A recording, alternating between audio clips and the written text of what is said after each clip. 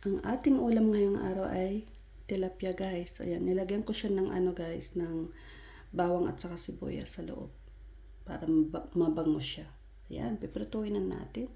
Siguradong taob na naman yung isang kaldero ngayon na kanin. So, ilagay muna tayo ng mantika.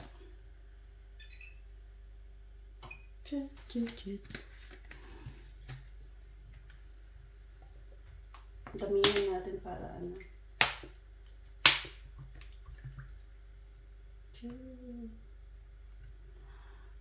Ayan. So, ilalagay natin yung isda guys.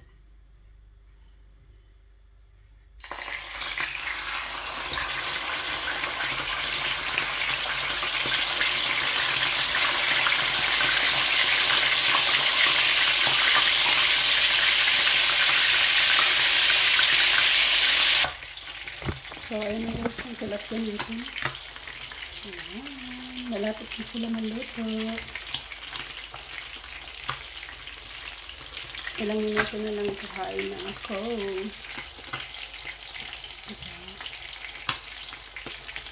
Sarap. Ayan, luto na yung ating breakfast. Kasama na yung lunch. Pang 8 na kasi dito mag 11:30 na ng umaga, kaya umagahan at saka ano tanghalian kasama na lahat. Ayan, kain tayo guys. Taob yung ating kalderong kanin.